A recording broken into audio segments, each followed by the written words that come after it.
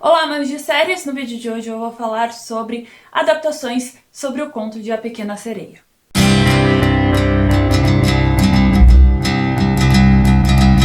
Antes de começar a falar sobre mais dessas adaptações, eu peço aqui para você curtir, compartilhar e se inscrever no canal, que é bem importante, ativar o sininho para receber todas as notificações de vídeos novos, além, é claro, de se inscrever, curtir, compartilhar, seguir as redes sociais e o site, que estão todos aí na descrição, porque lá você recebe as principais notícias do mundo da TV, do cinema, livros, games, críticas, dicas e muito mais.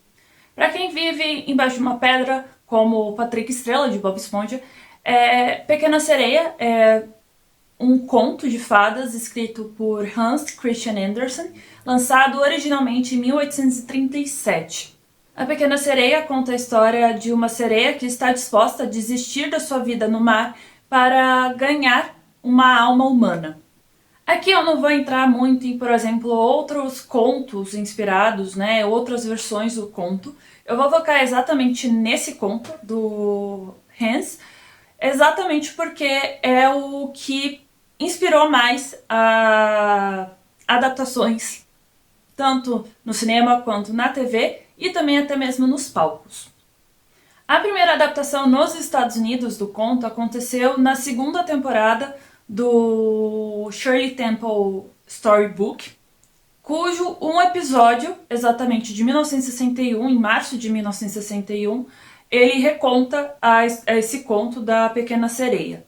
Essa série, na verdade, ela foi exibida pela NBC durante um tempo, e além, é claro, de A Pequena Sereia, outros contos infantis também ganharam suas versões dentro dos Estados Unidos, interpretados pela atriz Mirim.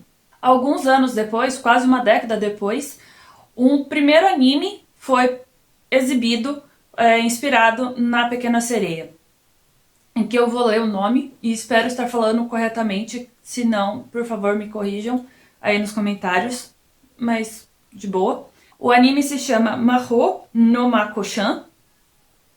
Ele foi lançado em 1970, como eu falei, e ele teve 48 episódios no total. Já em 1991, e aí depois eu volto em outras produções dentro do cinema, por exemplo, outros animes também ganharam, né, episódios pequenos inspirados, arcos, né, de episódios inspirados em A Pequena Sereia. Porém, o que me chama mais atenção é o anime Aventuras da Pequena Sereia, né, Adventures of the Little Mermaid, no título em inglês, que teve 26 episódios, exibido em 1990 pela NHK, lá no Japão. Muitas adaptações no cinema também aconteceram antes mesmo dos Estados Unidos.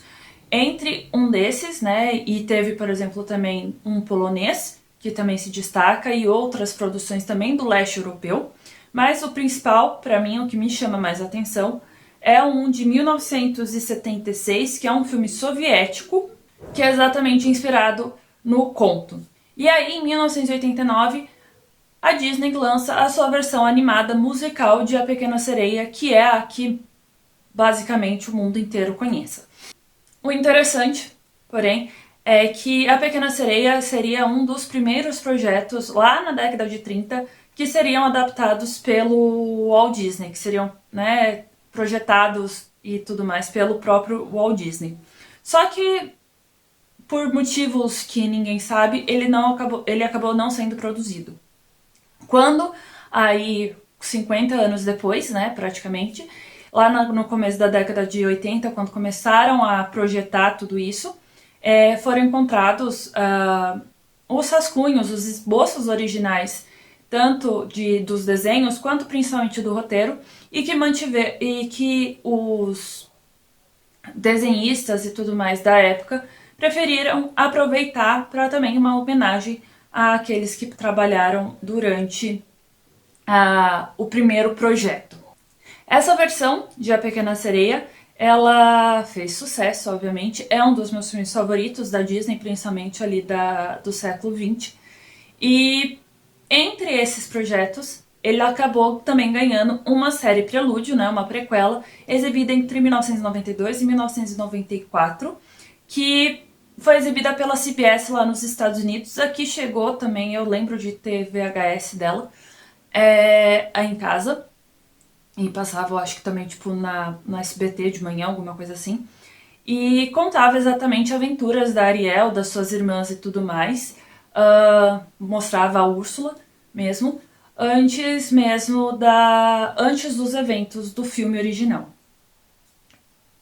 Essa animação também ganhou outras duas sequências, filmes sequências, né? O primeiro, ambos aliás foram lançados diretamente em vídeo, né?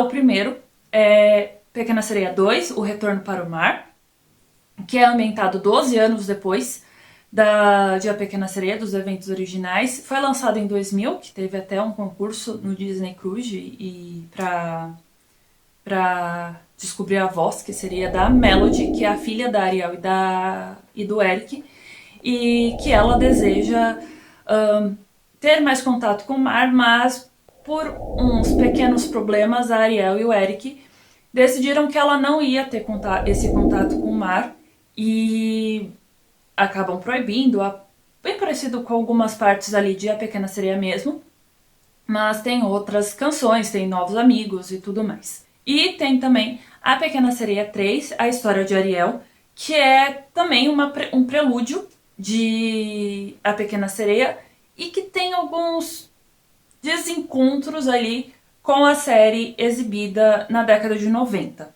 Antes mesmo de começar a falar aqui sobre o filme live action que está sendo lançado exatamente hoje, né, dia 25 de maio, nos cinemas brasileiros, é importante notar que tem também as adaptações no palco, né? A primeira, que é Once on This Island, que a primeira montagem aconteceu em 1990, que tem elementos inspirados no conto de A Pequena Sereia, e também tem a própria A Pequena Sereia, que é inspirado no filme animado de 89, cuja primeira montagem aconteceu em 2008, e também na Broadway, é bom sempre anotar, e também ganhou, por exemplo, algumas versões aqui no Brasil, incluindo uma bem recente. Então vamos falar agora sobre o live action, que chegou hoje aos cinemas, é importante frisar. Eu fui uma das primeiras a assistir o filme, né, na exibição que fazem para a imprensa. Gostei muito. É talvez um dos meus favoritos, um dos meus live actions favoritos que a Disney fez. E eu tenho muitas ressalvas com os live actions, não na necessidade deles em si, mas alguns detalhes que me deixam um pouco com o pé atrás. Mas esse é um dos meus favoritos, tanto pela nostalgia quanto por Pequena Sereia ser um dos meus filmes favoritos da Disney da época. Então tem vários detalhes. A Melissa McCartney tá ótima como Úrsula, eu acho que é um dos pontos altos, assim como a atuação da Hailey Bailey, que está linda como Ariel, é uma beleza assim chata até de ter assim dela, porque ela está ela tá bem bonita, a voz dela tá tudo certo ali com ela. Algumas cenas me deixam extremamente felizes, como Aqui no Mar, que é talvez um dos musicais mais fortes da Disney, que todos lembram muito facilmente. E também, por exemplo, Beija Moça, que também tá linda, romântica até aquecer todos os corações possíveis. E, enfim, além da McCartney, que interpreta a Úrsula, e a Hailey Bailey, que interpreta a Ariel, o filme também tem um monte de gente, mas principalmente é importante notar o Jonah Hauer-King como o Príncipe Eric e o Javier Bardem como o Rei Tritão. Esses são os 4 principais dentro do mundo de A Pequena Sereia. Tem também as vozes, né, do David Diggs, da Aquafina, e também do Jacob Tremblay, como Sebastião, a Sabidão, e também o Linguado. Também estão muito bem, então é bem legal. Se você conseguir assistir tanto prestigiar as versões dubladas, ou se você conseguir prestigiar a versão legendada, também tá bem legal, então tenha isso também em consideração. O Alan Menken retorna como um dos compositores das novas canções que foram colocadas no filme, que tem 2 horas e 20 no total. Então, também ele aumenta um pouco a duração do filme animado. E ao lado do Menken está o Lin-Manuel Miranda, que muita gente conhece por causa do musical Hamilton, que está disponível no Disney Plus, e também por ser o compositor de Moana. O filme é dirigido pelo Rob Marshall, que é um dos reis de musicais, então você percebe que as partes musicais têm muito detalhe musical mesmo, muita coisa de palco, o que é sempre muito importante dentro das... Acho que quando você se trata de um musical, precisa ter esse gosto de palco também, porque ele que dá toda essa vazão ao teatro, né, às mãozinhas de jazz e tudo mais, que é bem importante. E os efeitos talvez não sejam os melhores, né, que nem todo mundo é um James Cameron, que a gente brinca, que gosta que investe bilhões e bilhões para fazer uma tecnologia, mas nem todos são, e tá tudo bem nisso, né? Eu acho que ela cumpre o seu papel de entreter e né, aquecer corações nostálgicos, como eu e como todo de pessoas que vieram de gerações depois, que não sejam agora as crianças, mas que começam a crescer e começam a ter um apreço maior para outros tipos de produções. Tem um tom mais sério, tem cores, que eu acho que as pessoas ficaram muito entristecidas que talvez não tivesse cores. Tem as cores nos lugares certos, o que é bem importante. Nem tudo precisa ser uma explosão de cores, eu acho que essa é uma grande falácia que acontece dentro de algumas críticas. Precisa ter cor, mas não precisa ter cor em todo lugar, senão vira um caleidoscópio, fica muito poluído, né? Não fica bonito, fica poluído. E essa é a